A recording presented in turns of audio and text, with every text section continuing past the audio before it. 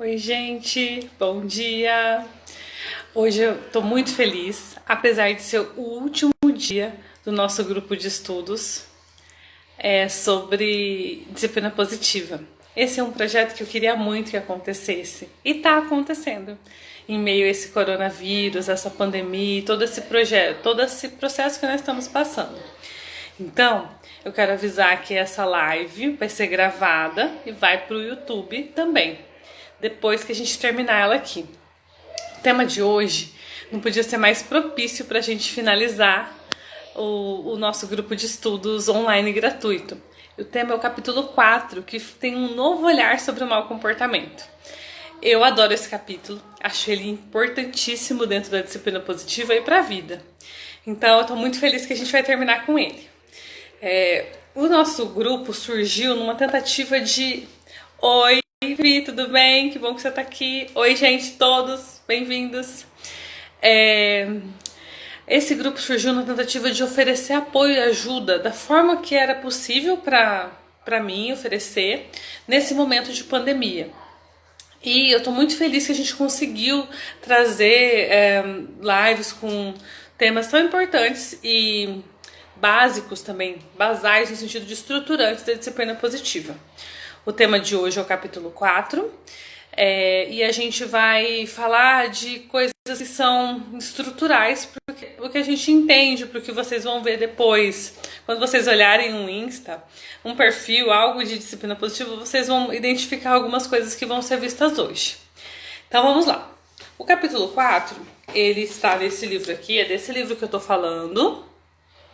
Não sei se está dando para ver bem, talvez sim. E ele... Só vou abrir a página para falar aqui. É a página 57 do livro. Então, a gente vai abrir aqui. Eu já fiz as minhas anotações. É um capítulo que eu gosto bastante. Então ele começa assim, ó. Um novo olhar sobre o mau comportamento. E aí... esse é um tema muito recorrente e importante das nossas discussões sobre comportamento infantil, sobre infância, e ele tem dicas muito preciosas para o dia a dia. Ele tem muitas páginas, ele vai da página 57 e vai até a página 84. Então, a gente está apresentado ao capítulo em termos de localização no livro e agora a gente vai conversar sobre ele. Na primeira página, a gente tem como que a gente lança esse olhar sobre esse mau comportamento. Então eu quero começar perguntando para você que está ouvindo aqui, assistindo, e pode perguntar também, se quiser, o que é mau comportamento? Quando vocês olham um comportamento infantil, o que vocês entendem por mau comportamento? Se vocês quiserem responder, é legal. Se vocês não quiserem responder e ficar só para vocês a resposta, tudo bem. Não tem problema nenhum. O efeito da pergunta vai ser o mesmo. Então, para a gente ter que lançar um novo olhar, é porque já existe um olhar. E o olhar do adulto para o mau comportamento, porque a gente chama de mau comportamento, é muito voltado ao julgamento. E aí a gente se conecta à comunicação não violenta. Comunicação não violenta fala que os rótulos impedem a conexão humana. Então, quando a criança está tendo um comportamento que a gente rotula como mal, a gente já se impede automaticamente de se conectar com ela. Porque esse comportamento é mal, é ruim. E nós temos internamente uma dualidade entre o bom e o mal. Então a gente costuma trazer isso para o nosso contexto. Mas eu vou citar umas frases que eu grifei aqui no capítulo, já que é um grupo de estudos, e eu quero que vocês reflitam sobre elas também. Quando lançamos um novo olhar sobre o mau comportamento, os resultados podem ser encorajadores para crianças e adultos, desde que você não equipare responsabilidade com culpa ou vergonha. Quando você percebe que pode fazer parte da equação do mau comportamento de seu filho, aluno ou a criança que for, você passa a saber o que fazer para mudar a sua parte, o que ajudará a criança a mudar a parte dela. Gente, é assim. Uma coisa que eu ouço bastante de mau comportamento, a Jéssica tá falando que tá cortando. Melhorou, Jéssica? Deixa eu ficar até mais perto um pouquinho. Tá melhor? Se estiver ruim ainda, me avisa. Então, eu vou continuar dizendo, e daí vocês vão me dizendo se tá cortando ou se tá melhor.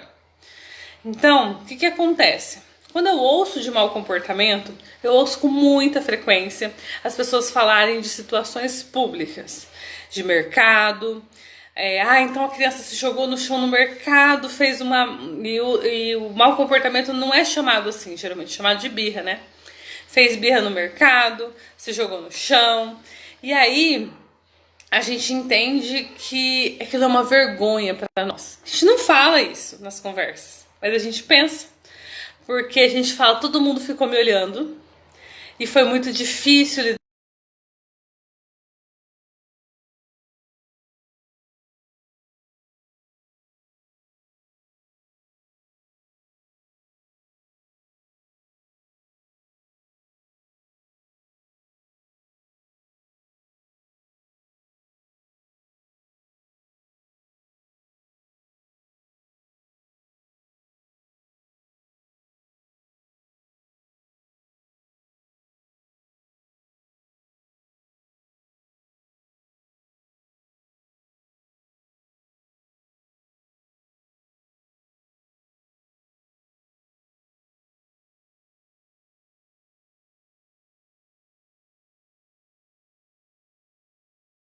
A gente tá nesse papel de analisar o que os outros estão pensando, mas a gente não se conecta à criança.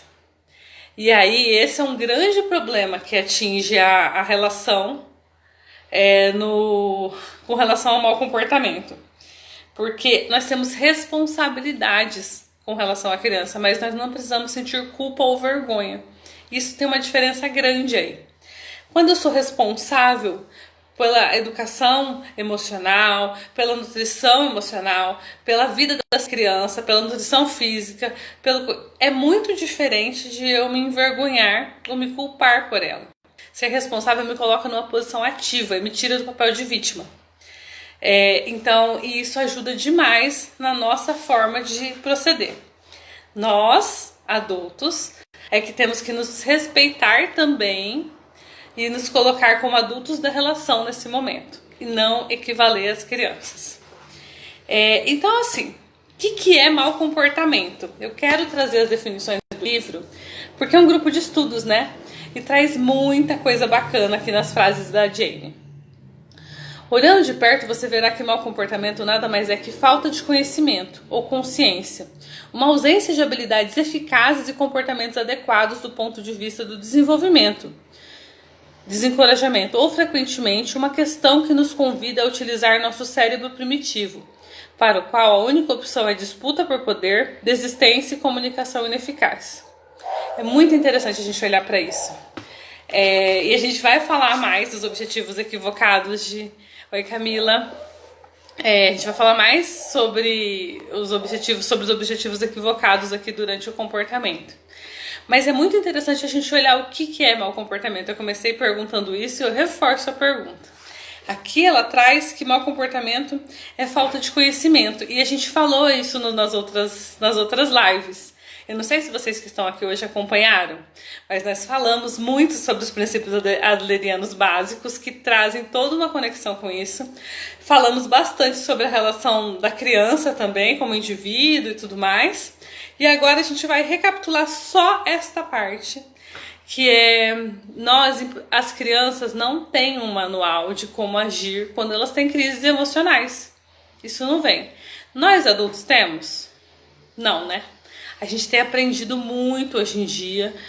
Nós podemos dizer que nós estamos até num salto quântico de conhecimento, no sentido de aprendizagem sobre autocuidado, autoconhecimento, autorresponsabilidade. A gente tem isso acontecendo hoje em dia, mas nós não viemos com esse manual. E muitas vezes nós adultos também temos crises emocionais e não sabemos como lidar com elas. Isso impacta no trabalho, na relação com o cônjuge, na relação com as pessoas à nossa volta, com vizinhos, com amigos e tudo. As crianças têm crises emocionais. Nós não vamos conseguir mudar o comportamento das crianças se nós não mudarmos o nosso. Porque nós também temos isso. Nós não estamos conseguindo oferecer empatia para eles nesses momentos. Então é muito importante que a gente olhe para a criança com humanidade. É um outro ser humano em desenvolvimento que não tem todas as estruturas cerebrais prontas para responder a organização que a gente gostaria que ela tivesse. E muitas vezes nós idealizamos um padrão de respostas que não é nem mesmo nosso. A gente quer que a criança responda ao não de uma maneira quase com aplauso. Olha, muito bem, mãe, adorei que você disse não pra mim. Que mãe maravilhosa que eu tenho. Falou não pra mim. E aí, quando a gente olha pra nós, ouvindo um não, como a gente se comporta? É isso mesmo, Jéssica. Pra nós não é fácil, imagina pros nossos pequenos. Aqui nessa leitura que eu fiz, curtinha dessa parte do capítulo, fala da questão do cérebro primitivo reptiliano, e eu vou repetir sobre isso. Que a gente tem um condicionamento, quando nós não estamos sabendo como agir, que vamos pro lutar ou fugir. E as crianças fazem isso, elas correm da gente muitas vezes, ou elas tentam vir pro ataque, se jogam no chão e tentam até se livrar dessa emoção. Todo esse movimento que elas fazem é previsto, no sentido de compreender que a raiva é uma emoção que precisa de ação para ser dissipada. Precisa de movimento. A outra questão importante é que o córtex pré-frontal não está formado. O córtex pré-frontal dessa criança não está 100% formado. É ele que regula as emoções. E sabe quando termina a formação desse córtex pré-frontal, gente? Dos 18 aos 25 anos. Termina, está completa. Há literaturas que falam de 18, há literaturas que falam de 25 anos. Só que nós queremos cobrar deles como se eles estivessem com tudo organizadinho, e tivesse com tudo prontinho. E nós não ensinamos eles como agir em momentos de crise. E principalmente nós não ensinamos através do nosso comportamento, que é uma coisa bem interessante, porque a criança aprende muito mais pelo que ela vive do que pelo que a gente fala. Então, esses são pontos importantes para esse capítulo e que a gente tem que olhar para isso. Aqui a gente está aqui na página 59, que é um outro ponto que eu grifei, porque é um capítulo enorme, cheio de informações importantes. Fala assim: queremos que as crianças aprendam a controlar seu comportamento. Então, nós precisamos aprender a controlar o nosso. Bem o que eu já falei, né? Eu sempre antecipo, às vezes, as citações. Mas é muito importante a gente parar para olhar para isso. O adulto modela o comportamento da criança. Se nós não conseguimos mostrar para elas como deve ser, é muito difícil para elas aprenderem. Tem uma cena de um filme que eu gosto demais para ilustrar isso. Eu até fiz um vídeo no IGTV sobre essa cena. O filme tem o nome da Babá McPhee, as 5 lições mágicas da Babá McPhee. Acho que é esse o nome. E a mãe aparece em cima de um sofá, gritando, dizendo assim: não subam no sofá e não gritem. Então, como estão os nossos pedidos? Isso tem muito a ver com a comunicação não violenta. A gente está fazendo pedidos coerentes para as crianças. Nós estamos partindo no princípio de que nós podemos mostrar como é o comportamento que a gente gostaria que elas tivessem. Então, ou a gente está partindo para aquela linguagem que é bem comum: faço o que eu mando, mas não faço o que eu faço. Então, é bom que a gente pare para refletir sobre isso. Seguindo agora, a gente vai começar a falar dessa parte importantíssima desse capítulo. Inclusive a parte principal. Tudo isso que a gente fez até agora, apesar de trazer muitas reflexões, é a introdução. Agora a gente começou a parte principal. E qual é a parte principal? São os 4 objetivos e crenças equivocadas de comportamento. Então eu quero falar com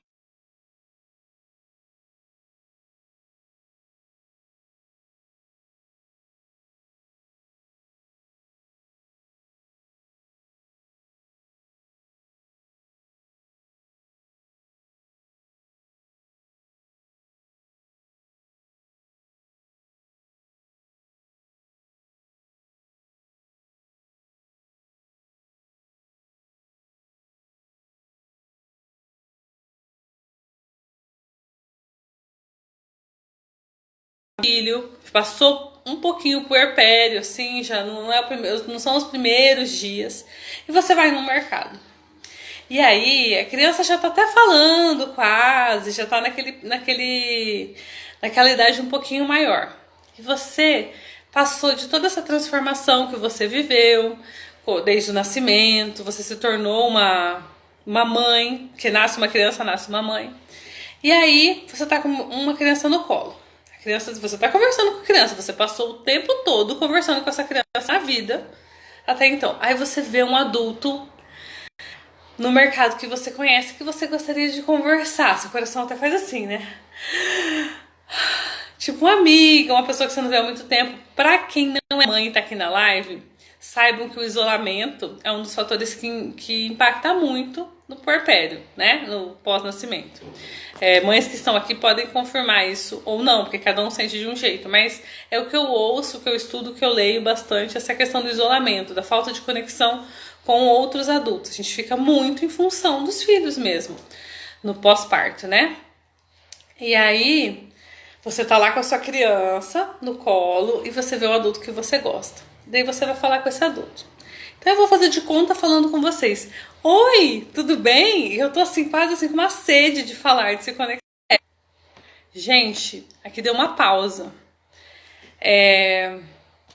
Não sei se apareceu pra vocês essa pausa aqui, deu uma travada no vídeo. Aí agora voltei, vou voltar de onde eu tava. Então eu tô falando com vocês como se eu estivesse vendo vocês no mercado.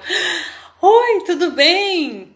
E aí a criança começa. Mãe, se ela tá no colo, ou ela vira seu rosto assim pra ela, ó. Mãe. Isso é um exemplo de atenção indevida. E da onde que essa criança tira essa...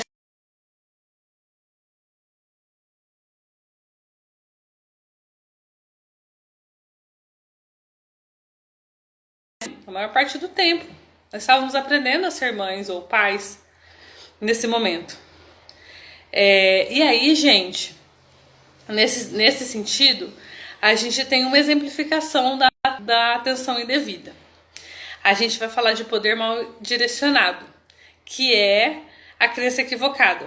Eu me sinto aceito apenas quando eu estou no poder. Quando eu não deixo você mandar em mim. E é muito interessante essa crença, porque ela vem de uma crença, de uma exemplificação, de uma modelagem de comportamento adulto, inclusive. Nós adoramos o poder, nós adultos. E nós adoramos, nós nos sentimos muito importantes com o nosso poder. Mesmo, eu não estou falando de poder público em si, estou falando dos nossos poderes pequenos, que sejam. A gente fica muito feliz com o nosso poder. E é perceptível para a criança, então ela se sente... para a disciplina positiva, todas as atitudes da criança são voltadas a sentir-se aceitas e importantes. Importante no sentido de pertencimento, de conexão, que faz parte daquilo, né? Então, a criança não quer, ela fica numa disputa de poder, como se fosse um cabo de guerra. Vou pegar aqui uma pulseirinha para mostrar. Essa pulseira é meu filho que fez. Então, você não manda em mim. Eu mando, eu que mando, e fica aquela puxação, assim, até que a gente arrebenta, às vezes, estoura, explode. Isso aqui é bem elástica, essa pulseira que meu filho fez, nesses dias de coronavírus. E é muito interessante que a gente pare para pensar que aí vai aquela fala que eu acabei de dizer no início da live, sobre nós termos respeito por nós mesmos e sabermos que somos os adultos da relação. Nós colocarmos limite nisso com clareza. Olha, a gente está numa disputa de poder, eu não vou ficar disputando com você. Ou eu estou percebendo uma disputa de poder e eu não vou disputar com você. A gente, vamos dizer, a mamãe ou o pai está aqui para orientar você, para te ajudar. Então é muito interessante que a gente pare para olhar isso. Juliana, as lives anteriores foram gravadas e estão no YouTube. Eu vou colocar o link no meu perfil, no link lá do Instagram, para vocês poderem ter acesso às lives anteriores, se vocês quiserem. O próximo objetivo, crença equivocada de comportamento, é a vingança. E essa vingança é uma coisa que me remete a muias coisas. Em escolas, porque como vocês sabem, eu trabalho em escolas, em algumas escolas, presto serviço em algumas escolas. E em empresas também tem vingança de adultos. E a gente começa com isso na infância. Então, como que isso funciona? Eu não me sinto aceito, mas pelo menos eu posso me vingar. Essa é a crença. Ou já que eu não me sinto bem, ninguém vai se sentir bem aqui. E aí isso acontece com muita frequência com as crianças e nós não conseguimos acolher esse comportamento porque nós ficamos com raiva. E eu vou dizer um exemplo desse comportamento. Quando eu trabalhava em casa de abrigo, eu peguei e muitas vezes teve momentos que as crianças chegavam, principalmente em Dia das Mães ou Dia dos Pais, em que as pessoas estavam celebrando os pais e as mães e essas crianças não têm pais e mães com elas, inclusive por isso que elas estão na casa de abrigo. E aí elas chegavam e algumas crianças queriam chutar, por exemplo, cadeira, chutar o refeitório, derrubar as coisas, jogar as coisas, quebrar as coisas, porque era uma vingança. Eu não tô me sentindo bem, esse dia tá horrível. E a gente entende o que disso? Se uma criança chega e quer derrubar o refeitório, nós temos uma necessidade interna muito grande de punição. Nós queremos punir essa criança, mas ela tá sofrendo. Ela não tá se sentindo bem com aquilo, aquele dia tá terrível para ela. E ela não quer que as pessoas fiquem todo mundo bem e eu não tô bem. É mais ou menos isso que ela tá se sentindo. Isso acontece na escola, às vezes uma colega leva um brinquedo. E nem todas as colegas levam os brinquedos e são amigas da mesma criança, né? Então, às vezes as crianças tomam atitudes de quebrar o brinquedo, de puxar o brinquedo no sentido de se sentir aceita e importante. Porque aquele brinquedo trouxe um aspecto social para a criança que trouxe. Ela também quer ter aquele aspecto social, aquela conexão. Nós adultos fazemos isso com adultos. E no trabalho, quando a gente acha que aquele outro adulto está brilhando e pergunta para você, onde você tirou esse conteúdo? Como que você fez isso? E a gente não responde. A gente até fala, a gente até acha que eu vou responder uma coisa dessas, assim, internamente. E aí a gente quer, já que a gente está se sentindo mal, a gente quer que o outro se sinta mal também. Então, isso não acontece só com as crianças, tá? Mas eu tô trazendo esse contexto só pra gente pensar nisso.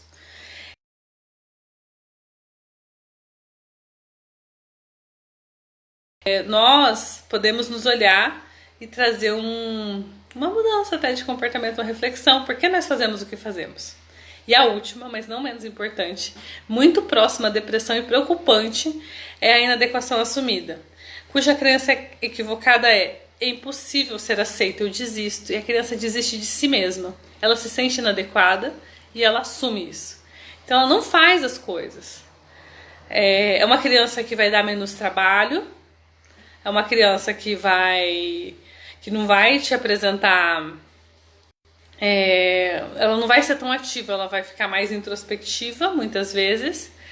E ela vai ter uma inadequação assumida, ela não se acha capaz de realizar algumas coisas. E é bem séria essa crença. Bom, então, a gente falou dos 4 objetivos equivocados da comunicação, dos comportamentos.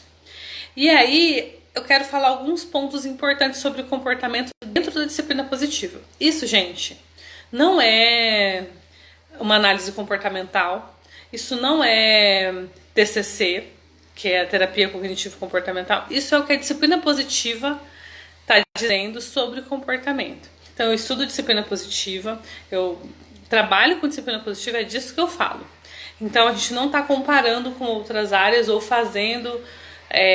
querendo entrar em outras áreas. Eu gosto de deixar isso registrado e é importante para mim isso, principalmente agora que eu faço faculdade de psicologia e eu vejo as áreas aparecendo e surgindo, e a base da disciplina positiva é a psicologia individual, postulada por Adler e Drakers. Então é só pra gente trazer uma origem e o que a gente está fazendo.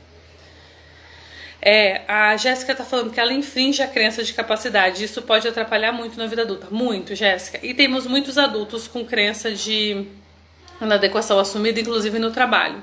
Gente que podia estar rendendo muito mais para eles mesmos, para a felicidade deles. E está lá com aquela crença de inadequação assumida. Inclusive, muitas vezes começou na infância e não foi tratado. Que a gente acha que vai passar os anos e as coisas vão passar, e nem sempre é assim. Isso não é uma verdade absoluta. E é bem importante que a gente lembre uma frase que eu gosto muito de dizer: infância é chão que a gente pisa a vida inteira. Então, se isso começou na infância, pode não ficar na infância. Vamos lá falar sobre alguns pontos sobre o comportamento agora. Buscar atenção indevida ou usar o poder mal direcionado irá ajudá-los a se sentir aceito ou mais importantes. É por isso que as crianças usam isso. Vingança irá trazer alguma satisfação para quem está magoado por não se sentir aceito e importante. Tipo assim, eu sou excluído, então tá, olha só o que eu vou fazer.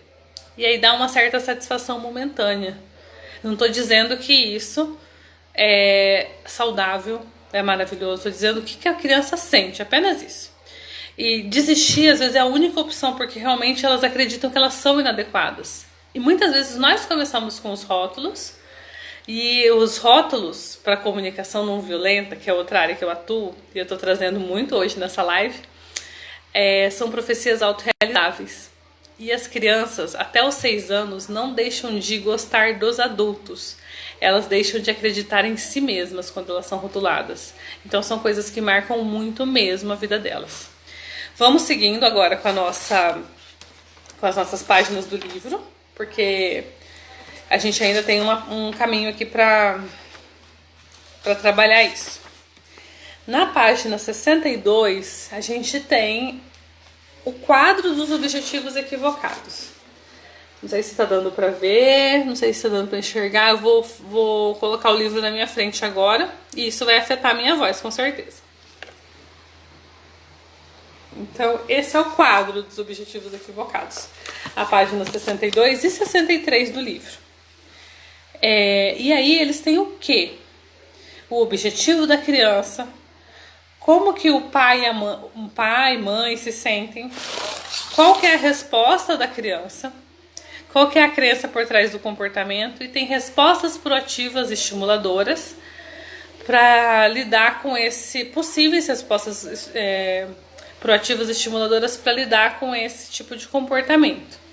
Então, nessas 2 páginas ele compila muito do que esse livro aqui, Jéssica, da Jane Nielsen, o bem básico de disciplina positiva. E aí é bem importante que a gente olhe para isso com um olhar de muito cuidado. Esse quadro foi desde a época do Drakers e do Adler, ele existe, então ele não é novo, não é uma modinha. E ele faz parte da psicologia individual. As bases da disciplina positiva estão muito fincadas na psicologia individual. Não significa que não existam outras abordagens boas, outros pontos bons. Mas eu estou dizendo novamente isso porque eu só posso falar do que eu estudo. E eu estudo disciplina positiva. Não só por ser educadora parental e facilitadora de disciplina positiva para escolas, mas por gostar e acreditar nisso. Mas existem outras áreas que trabalham diferente. Então, olhem isso e percebam se faz sentido para vocês. O que vai acontecer dentro de uma família que faz sentido? É mais fácil de aplicar. Quando não faz sentido pra gente, como aplicar algo que a gente não tá acreditando, gente? Que pra nós não faz sentido. Então, assim, eu gosto muito de falar de disciplina positiva, mas não trazer uma catequização a isso. Não é esse caráter. Nós usamos a disciplina positiva? Sim. Ela dá trabalho? Sim. Exige dedicação nossa? Muita. Então, assim, é só para trazer esse olhar também. Não é uma coisa que é mágica, não é um passe de mágica, assim, apesar de eu ver resultados, em muitos casos, com rapidez, assim, mas não é um passe de mágica, as pessoas são diferentes umas das outras. Ai, gente, olha só, aqui a gente tem o Tairan, e ele é pai do Narue, que é um menino que eu sou apaixonada por ele. E aí ele falou que eu sou professora dele agora, fiquei apaixonada. Eu faço algumas atividades de educação emocional na escola desse mocinho, e é por isso que ele tá falando que eu sou professora dele. Olha só, gente, então ele traz nesse capítulo ainda algumas dicas para ajudar a identificar crenças e objetivos equivocados, e é bem legal a gente trabalhar e ler sobre isso e trabalhar como identificar isso. E eu quero dizer que ele traz desde a página 65, e são dicas para várias áreas, para acho que quase todas os poderes e as crenças equivocadas de comportamento. E aí ele ensina na página 74 a esclarecer, até esse esclarecimento desse objetivo. As crianças não são conscientes que elas estão praticando esse objetivo, elas não têm essa tabelinha na cabeça, elas não olham para ela, olha, tô fazendo isso. E aí a Jane fala bastante do grau de desencorajamento, no sentido de inadequação assumida, e ela traz uma revisão ainda do capítulo na página 82. Dentro desse aspecto eu quero falar um pouquinho, só tô falando pra gente saber o que a gente ainda tem, tá? Quero falar um pouquinho sobre essa identificação de crenças. É isso mesmo, Jéssica. Disciplina positiva é como água, precisamos beber diariamente. Isso melhora muito a conexão entre pais e filhos. É isso mesmo que eu sinto. E assim, essa renovação é muito importante. Para mim, poder falar de disciplina positiva é importante porque eu continuo estudando, eu continuo aprendendo, porque cada vez que eu abro o livro eu lembro de uma coisa nova, e eu relaciono com uma situação nova do cotidiano. Então, eu acho importante que a gente permaneça sempre ligado, conectado às pessoas que gostam de disciplina positiva, se relacionem com quem pratica a disciplina positiva, porque é desencorajador ao mesmo tempo você praticar disciplina positiva e se relacionar só com pessoas que não praticam, porque aí cria muitas dúvidas dentro de nós mesmos. Isso poderia surgir para outras áreas, né? Para outras práticas, né? Para o nosso reforço diário é bom que a gente se relacione pelo menos com algumas pessoas, não precisa ser a totalidade das nossas relações, mas se a gente se relacione com algumas pessoas que praticam a disciplina positiva, isso nos estimula, nos encoraja, tem exemplos, tem situações que a outra pessoa viveu que a gente não viveu, é bacana mesmo.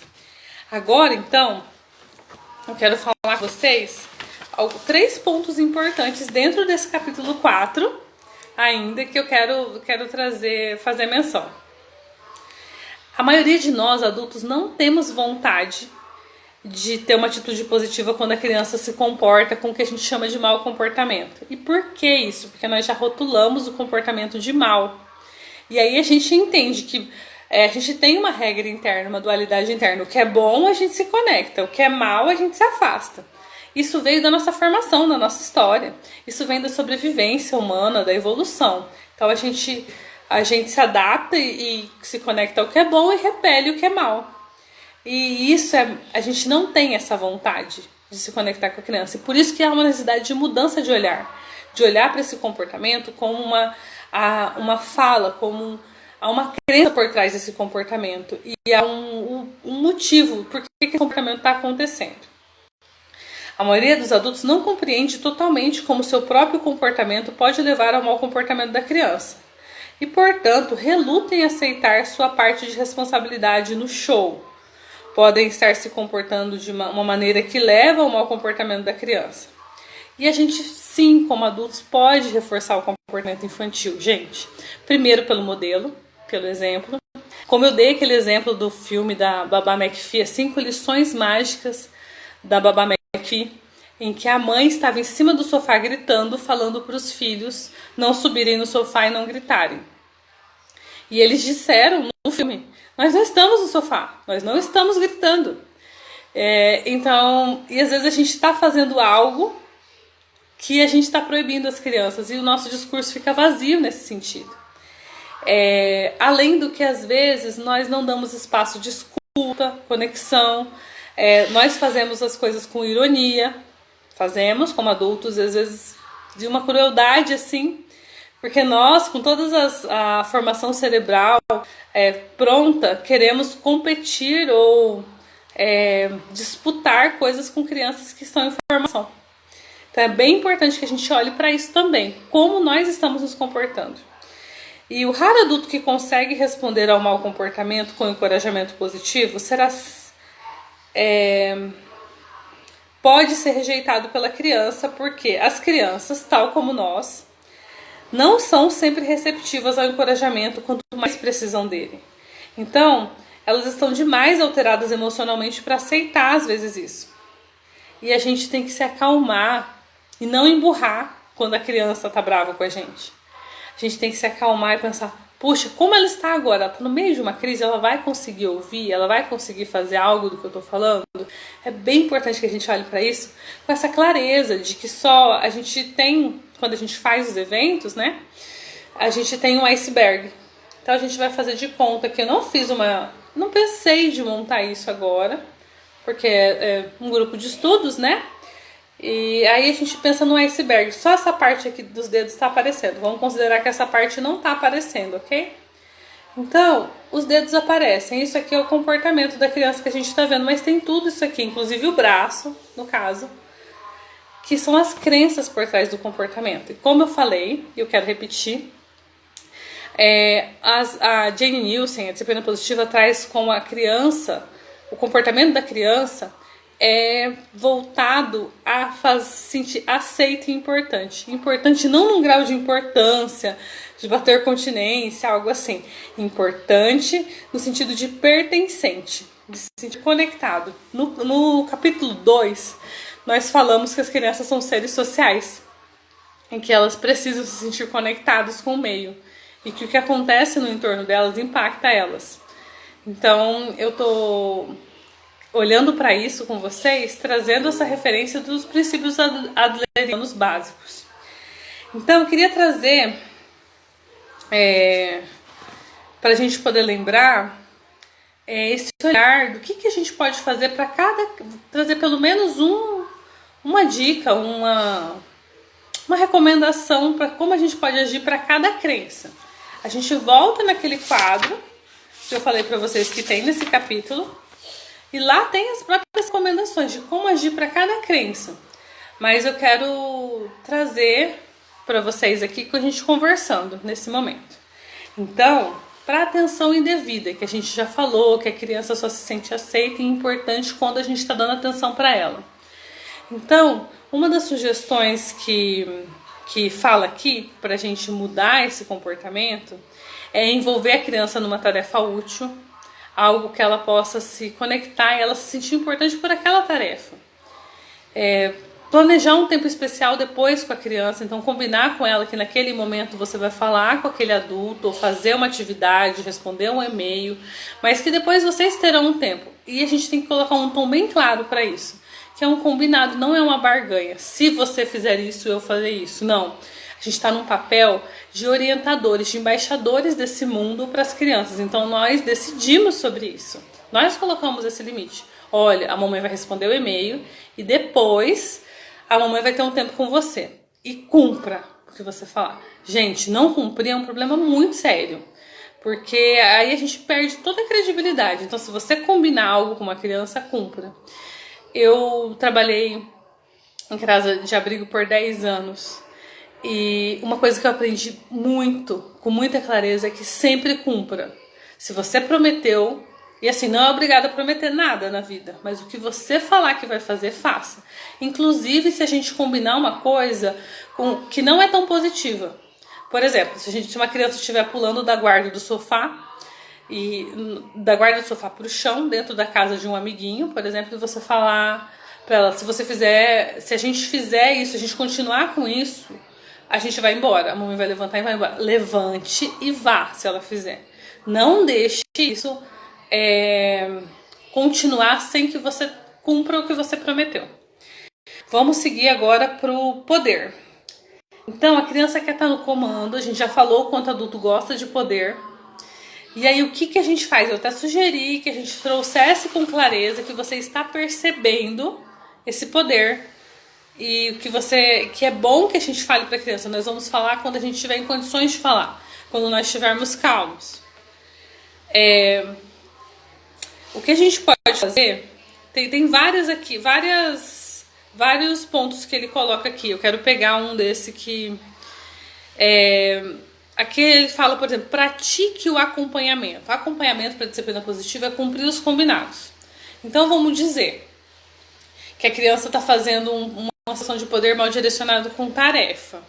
Mas nós já combinamos que nós faríamos a tarefa em tal horário e que tem um horário estabelecido. Gente, é muito legal, inclusive nesses momentos de pandemia, que vocês façam os quadros de rotina, para a criança ter isso concreto. Que horário eu estou fazendo cada coisa?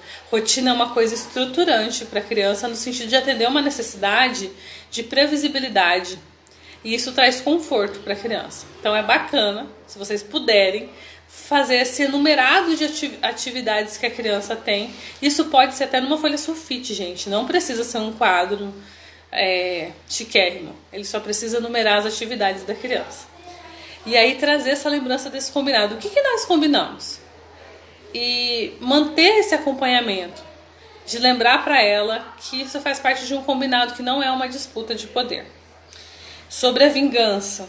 É muito importante que a gente lide com sentimentos feridos. Então, por que uma criança está se vingando? A gente tem que olhar além do que está aparecendo e tentar perceber como essa criança está sofrendo e o que está sofrendo. E isso, de novo, vem a comunicação não violenta, no olhar empático, numa escuta e numa tentativa. A gente tenta parafrasear. Olha, eu percebi que você está se sentindo chateado. É por isso, no livro O Cérebro da Criança, ele traz com muita clareza essa importância da gente ajudar a criança a contar a história quando ela não tem idade. Hoje eu tenho um filho de 9 anos, ele conta a história pra mim. Mas ele conta a história pra mim, o que tá acontecendo, porque ele aprendeu como que é contar a história. Então a gente ensina eles a contarem a própria história. Como?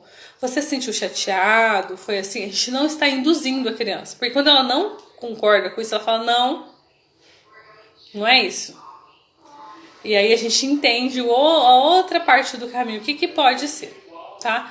E sempre tentar trazer um contar de história neutro, não cheio de rótulos para a criança pegar esses rótulos também. Mas no sentido de trazer um olhar assim, eu vou dar um exemplo do que não fazer. Então a gente não vai falar, foi a sua professora que fez isso com você? Não. Como que foi? Como que estava na sala? E o coleguinha estava lá, e fulano estava lá, trazendo a história com fatos, baseado em fatos, não em interpretações e julgamentos. A gente tem a inadequação assumida. E uma coisa importante disso é a gente valorizar os pequenos passos.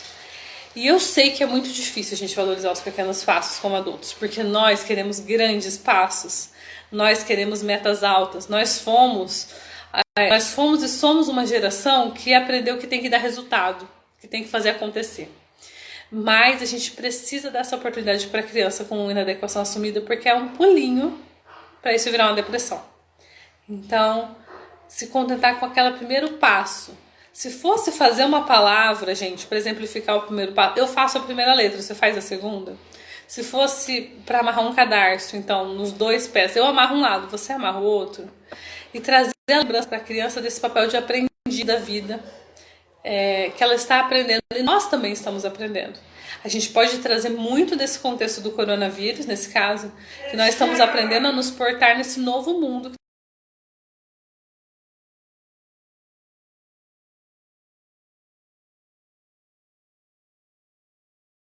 A criança precisa disso. E nós também precisamos. Eu vi que tem uma amiga minha aqui online, que eu gosto muito, é a Monique. Para quem não sabe, a gente está fazendo um projeto voltado à disciplina positiva e à comunicação não violenta para professores. Muito mais de comunicação não violenta e algumas ferramentas da disciplina positiva também. E ela está aqui e eu estou muito feliz porque ela é a minha gêmea que mora em outra cidade e que é carioca, mas a gente é muito parecida. Gente, eu queria dizer que a gente encerra o que eu queria falar de conceito teórico desse último dia do grupo de estudos de disciplina positiva. Estou muito feliz de estar acontecendo, que é uma realidade que eu sempre desejei, de ser um grupo de estudos online, gratuito, para todo mundo pudesse ter acesso. Então, agora se vocês quiserem perguntar algumas coisas, estou aberta a perguntas. E se vocês não quiserem, não tem problema. Eu vou salvar essa live, ela vai ficar 24 horas. E depois das 24 horas, essa live vai estar também no... depois não, antes das 24 horas, essa live também vai estar no YouTube. Eu espero que vocês tenham gostado. de estar aqui. Eu gostei muito da experiência de ter feito um grupo de estudos online gratuito. Foram 4 capítulos do livro Disciplina Positiva. É algo que eu acredito muito na educação como transformação para a vida. A educação transformou a minha vida e a vida da minha família. E ainda transforma. Eu ainda estudo muito diariamente. E então eu acredito muito na educação mesmo. Como um instrumento assim para mudar a nossa vida, a nossa realidade, a nossa perspectiva. Juliana, eu faço assim, eu faço curso de disciplina positiva, né? Agora eu tô fazendo esse para professores com a Monique, que vão ser 7 aulas. Mas faço sim curso de disciplina positiva para casal, para família, para todo mundo. Se você quiser falar comigo em inbox, a gente fala sobre isso, sobre como são esses cursos agora online, para a gente poder combinar melhor. Gente, alguém teria alguma pergunta, além da Juliana que me perguntou, e eu acho que é mais bacana a gente falar inbox, né, sobre... Acho que não. Então, muito obrigada por quem tá por aqui. Foi um sábado de manhã de surpresa, eu não anunciei antes. Porque eu mudei. Geralmente eram as sextas de manhã, só que tinha prova da faculdade. E aí eu mudei para sábado e foi um horário ótimo. Então eu tô pensando em deixar para as próximas vezes. Então, obrigada. E daqui a pouco isso vai estar no YouTube, tá bom, gente? Tchau, tchau.